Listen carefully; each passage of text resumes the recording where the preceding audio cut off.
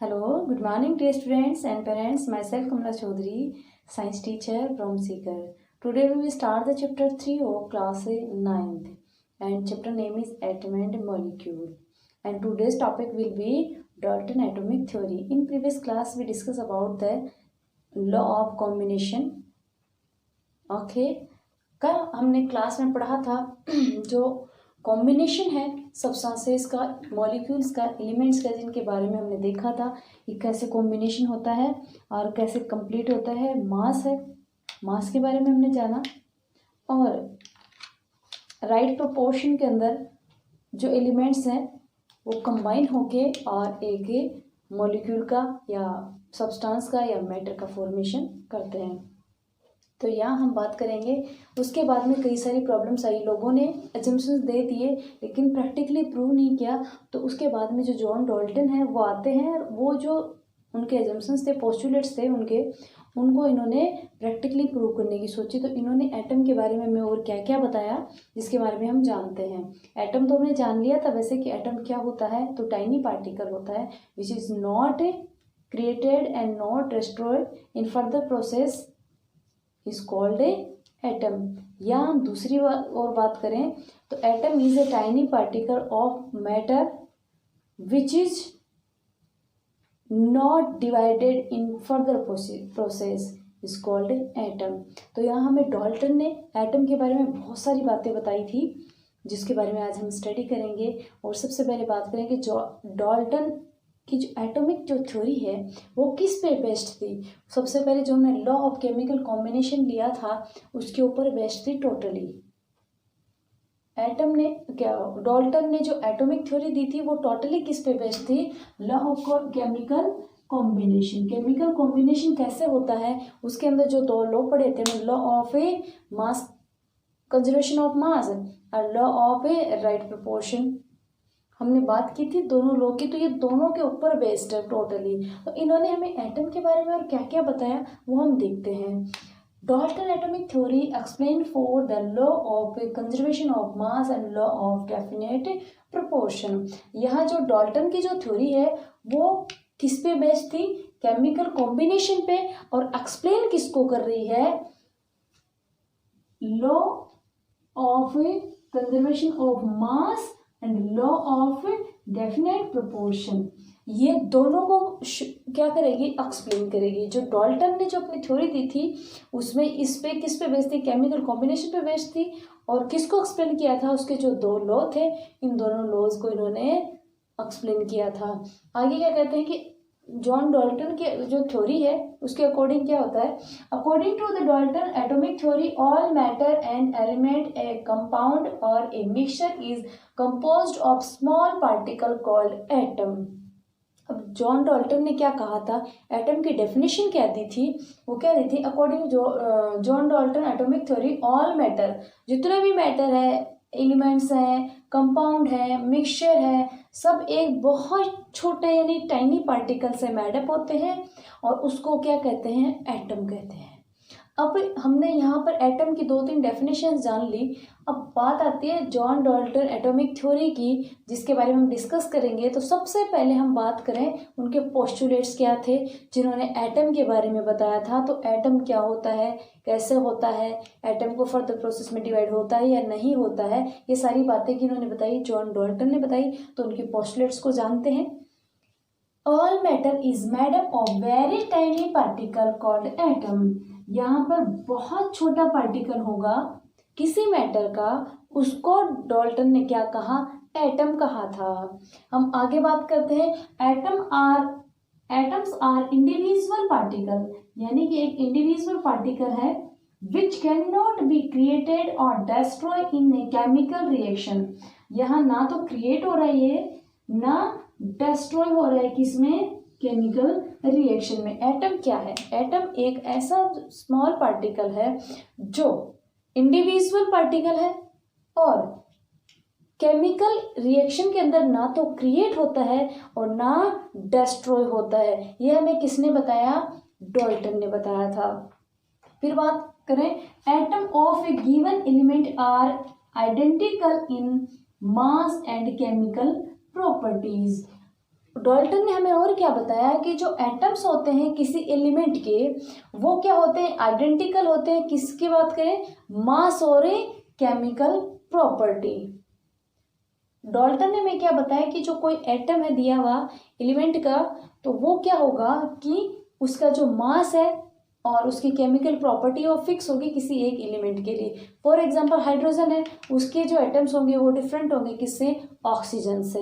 तो यानी मास ही डिफरेंट होगा और उसकी केमिकल रिएक्शन यानी केमिकल प्रॉपर्टी है वो भी डिफरेंट होगी। फिर बात करें, atoms combine in a ratio of small whole numbers to form compounds. Atom है वो जब कंबाइन होते हैं बहुत छोटे अमाउंट में, तो भी वो क्या कर सकते हैं, एक कंपाउंड का फॉर्मेशन करेंगे। लेकिन उसके लिए क्या होगा, वो जो नंबर्स होंगे एटम के वो क्या होंगे, फिक्स होंगे। The relative number and kind of atom are the constant in given compound. ये पहले जान चुके हैं कि जो कंपाउंड होगा उसके अंदर जो एलिमेंट होंगे यानी जो एटम होंगे उनके, वो क्या होंगे, फिक्स होंगे, पहले से डेफिनेट होंगे, यानी कि फिक्स अमाउंट के अंदर वो क्या करेंगे, पार्टिसिपेट करेंगे और किसका फॉर्मेशन करेंगे, कंपाउंड का फॉर्मेशन करेंगे। यहाँ हमने देखा कि जो जॉन डाल्टन है उन्होंने हमें एटम के बारे में बहुत सारी बातें बताई। पहले जितने भी साइंटिस्ट आए उन्होंने किसी ने कुछ कह दिया, किसी ने कुछ कह दिया, अपनी अपनी फिलोसॉफी दे गए, लेकिन इन्होंने साइंटिफिकली इसको प्रूव भी किया कि एटम ऐसा होता है।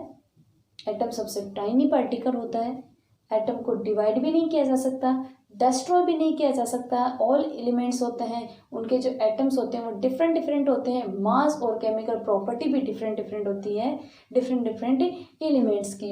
अब आगे हम बात करेंगे कि जो एटम है वो कितना बड़ा होता है। तो यहाँ से जो क्वेश्चन बनेगा डाल्टन एटॉमिक थ्योरी से, वहाँ पर यहाँ पर एक क्वेश्चन बन रहा है mainly, what is an atom, atom क्या होता है। तो इन सब को मिला के हम एक डेफिनेशन बनाते हैं। तो वो डेफिनेशन क्या होती है, a small tiny particle of a substance which is not created not destroyed in a chemical reaction is called a atom. यहाँ एटम को इन सबको मिला के हमने क्या कह दिया, एक एटम की डेफिनेशन दे दी। या इसमें क्वेश्चन क्या बनता है, right the postulates of Dalton atomic theory. तो डाल्टन एटॉमिक थ्योरी के पोस्टुलेट्स पूछ सकता है। या यहाँ पे क्वेश्चन क्या बनता है, according to Dalton atomic theory element compound mixture, ये सब क्या है, इन सबको इन्होंने एटम कहा है। तो क्वेश्चन क्या बनता है कि जॉन डाल्टन एटॉमिक थ्योरी के अकॉर्डिंग एटम क्या है, तो उसके बात करें तो मैटर, एलिमेंट, कंपाउंड, मिक्सचर, ये सब है कंपोज जिससे होते हैं उसको एटम कहा है। और बात करें कि जो जॉन डाल्टन है उसकी जो थ्योरी थी वो किस पे बेस्ड थी, तो क्वेश्चन बनता है एक नंबर का, लॉ ऑफ केमिकल कॉम्बिनेशन। यहाँ पर हम डाल्टन को यहाँ भी पढ़ रहे हैं, 10th क्लास के अंदर भी है, तो आप इसको अच्छे से लर्न करें। आगे हम देखते हैं दूसरा topic, how big are atoms. हम ये जाने कि एटम्स कितने बड़े हो सकते हैं, यानी एटम का साइज है वो कितना बड़ा होता होगा। जब हम नाम सुनते हैं तो हमें ये लगता है कि वो कितना बड़ा होगा। तो हम जानते हैं एटम का साइज कितना होता है, वेरी स्मॉल, बहुत टीनी पार्टिकल होता है, बहुत टाइनी पार्टिकल होता है, smaller than anything that we can imagine और कंपेयर विद। इतना छोटा होता है, इतना छोटा होता है जिसको हम इमेजिन भी नहीं कर सकते हैं और ना किसी के साथ कंपेयर कर सकते हैं। फॉर एग्जांपल हम बात करें यहाँ पे कि माइक्रोस्कोप के बिना हम इसको देख भी नहीं सकते। बहुत सारे एटम्स होते हैं एनवायरनमेंट के अंदर, फ्रीली मूव करते हैं, बट हम नेक्ट आई से नहीं देख सकते। जैसे हम माइक्रोस्कोप की हेल्प से देखने की कोशिश करेंगे तो बहुत सारे यहाँ पर अपन को क्या, क्लासरूम में, घर में, हर कहीं आपको एटम्स दिखाई देंगे जो बहुत स्मॉल टाइनी पार्टिकल होते हैं जिसको हम नेक्ट आई से नहीं देख सकते हैं। यहाँ हम बात करेंगे कि जो एटम है, एटम की जो रेडियस है, रेडियस का मतलब, यहाँ हम बात करें जो न्यूक्लियस है, न्यूक्लियस और आउटर मोस्ट ऑर्बिट के बीच की जो डिस्टेंस है इसको क्या कहा गया है, रेडियस कहा गया है। क्या कहा गया है? रेडियस कहा गया है। तो ये रेडियस है वो किस में मेजर होती है? रेडियस हमेशा किस में मेजर होती है? नैनोमीटर में मेजर होती है, क्योंकि एटम इतना स्मॉल पार्टिकल है जिसको हम मीटर सेंटीमीटर्स में तो कर ही नहीं सकते, तो वो किस में होती है? नैनोमीटर में होती है। नैनोमीटर की हम बात करें तो 1/10⁻⁹ मीटर है वो कितने किसके इक्वल होता है? 1 nm यानी नैनोमीटर। या हम बात करें 1 मीटर कितने नैनोमीटर के इक्वल होता है? यानी 1 मीटर है उसमें कितने नैनोमीटर होंगे? 10⁻⁹ nm। यानी ये यूनिट है, यहाँ हम देख रहे हैं जो एटम्स है, एटम्स की रेडियाई की यूनिट क्या है? नैनोमीटर है। किस में मेजर करते हैं हम? नैनोमीटर में करते हैं। यानी जो ये डिस्टेंस है एटम की न्यूक्लियस और आउटर ऑर्बिट के बीच में जो डिस्टेंस है उसको हम किससे मेजर करते हैं? नैनोमीटर में मेजर करते हैं। फिर हम कुछ सब्सटेंस है, मॉलिक्यूल हैं या ग्रेन है या कुछ भी, हम कुछ एग्जांपल्स लिए उनको हम देखते हैं उनकी रेडियाई कितनी होती है, यानी इनकी जो रेडियस होती है वो कितनी होती है। हमने कुछ एग्जाम्पल लिया है, जैसे 10⁻10 ये किसकी रेडियाई होती है? वो atom of hydrogen. Hydrogen atom है उसकी जो रेडियाई होती है वो कितनी, बहुत ज़्यादा स्मॉल होती है। देखना कैसे, 1/,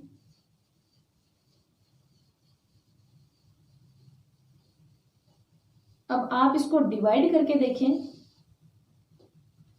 बहुत ज़्यादा छोटा छोटा छोटा छोटा, इतना छोटा होगा तो क्या आप नेक्टाइल से देख सकते हैं? नहीं देख सकते। तो आपको किसकी हेल्प लेनी पड़ेगी? माइक्रोस्कोप की हेल्प लेनी पड़ेगी। यहाँ पर ये किसकी है?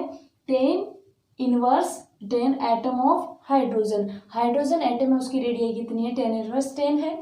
10⁻9 किसकी है? Molecule of water. वाटर की जो मॉलिक्यूल है उनकी रेडियाई है वो भी बहुत स्मॉल होती है। वो कितनी होती है? 9 होती है। मॉलिक्यूल ऑफ हीमोग्लोबिन, यानी हीमोग्लोबिन की हम बात करें तो ब्लड है, ब्लड के अंदर हीमोग्लोबिन होता है, तो उसकी जो रेडियाई है वो कितनी होती है?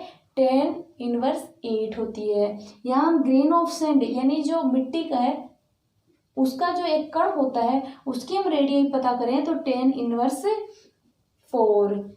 आंट है, आंट की 10⁻2 और वाटरमेलन है उसकी 10⁻1। तो आज हमने देखा कि जो एटम्स है वो कितने बड़े होते हैं, उनकी साइज क्या क्या होती है, उसको किस यूनिट में मेजर करते हैं, ये सब हमने जाना।